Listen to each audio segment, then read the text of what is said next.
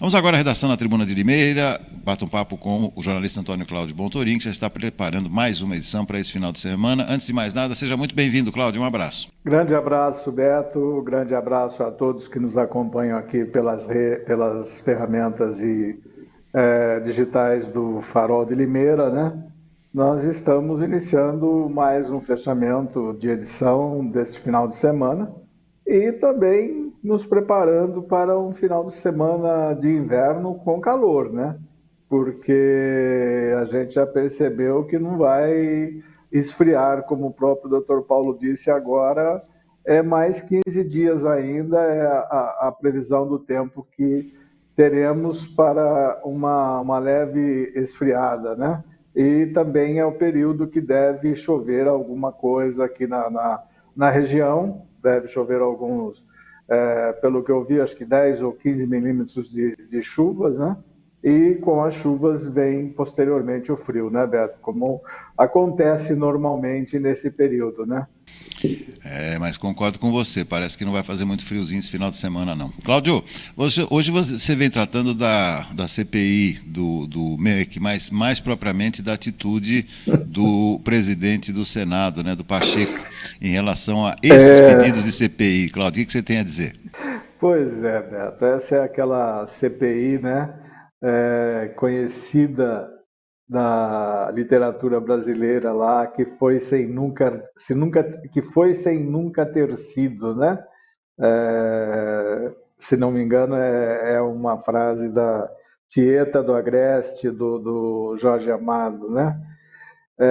Então, a gente assistiu a instalação da CPI, que foi ontem, e assistiu também ele anunciando que ela vai ser só composta e ser desenvolvida após as eleições. Vamos tirar algumas conclusões dessa atitude do Pacheco, né? Do ponto de vista moral, até que é interessante você adiar para depois das eleições, porque não vai ter influência eleitoral em nenhum dos candidatos. E quem, porventura, estivesse pensando em utilizar a CPI como palanque, também não vai conseguir. Mas, ao mesmo tempo, apesar de ser uma questão que até moraliza a CPI, ela acaba se tornando complicada, né? Porque os 31 senadores assinaram, inclusive alguns da bancada governista, né? Ela iria atuar junto a inquéritos dos governos anteriores e do governo Jair Bolsonaro no próprio MEC, né, no Ministério da Educação. Na questão dos governos do PT seria por obras e escolas não concluídas, e na questão do Jair Bolsonaro, pelo escândalo do ex-ministro da Educação, Milton Ribeiro, e os seus pastores propineiros, né? Mas o que o Pacheco fez? O Pacheco ele foi o verdadeiro mineiro, né? Aquele que a gente está acostumado a ver na política, né? Dá o tapinha, esconde a mão, passa a mãozinha no ombro, por trás dá uma piscada. Por quê?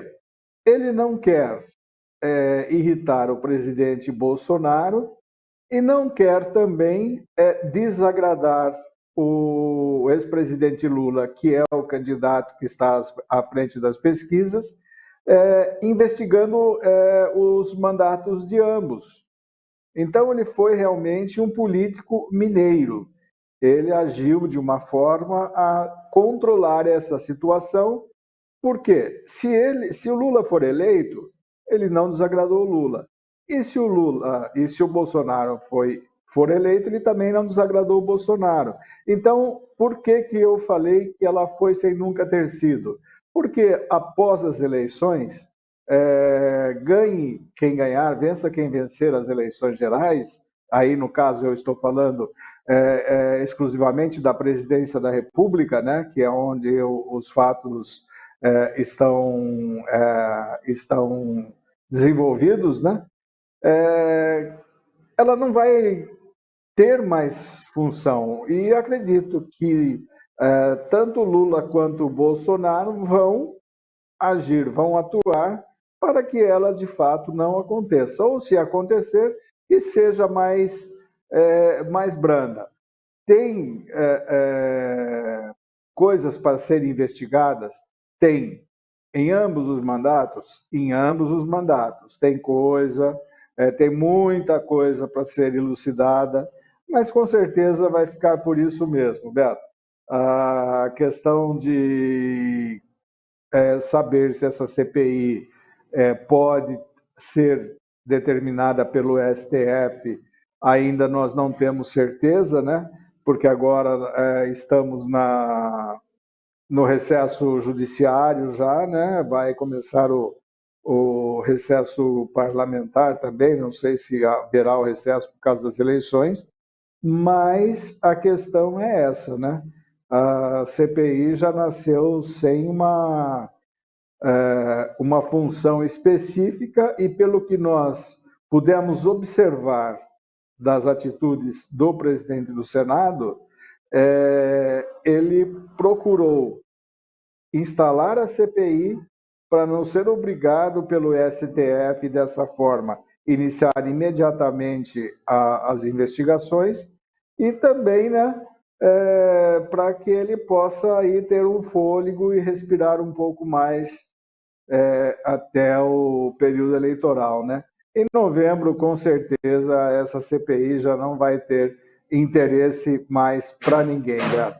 É o que você falou, mas às vezes nem sempre dá certo agradar a gregos e troianos, né? Mas ele teve uma decisão sobejamente política em relação a isso. Aliás, Cláudio, ontem escutei até alguns comentários elogiosos à postura do Pacheco de tentar não interferir no processo eleitoral, até por seus críticos, viu? Por isso que eu falei, né, que do ponto de vista moral, a ação dele foi interessante. A ação dele foi, até acredito que correta nesse sentido, né?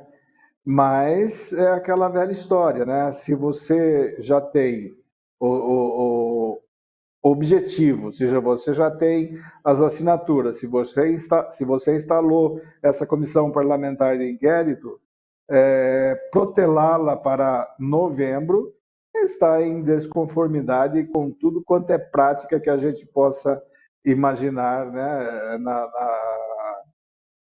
na sociedade. Agora, em política, né, tem muita teoria, mas a prática a gente está acostumado a saber qual é, né, Beto? E como. Tá bom. Cláudio, vamos fechando então o nosso bate-papo. Amanhã tem mais, amanhã é fechamento de mais uma edição da Tribuna, os spoilers, e a gente comenta isso tudo e muito mais. Por enquanto, muito obrigado, Cláudio. Um grande abraço e bom expediente aí. Grande abraço, obrigado, Beto, e um bom dia a todos, uma ótima quinta-feira a todos que nos acompanham por aqui. Valeu.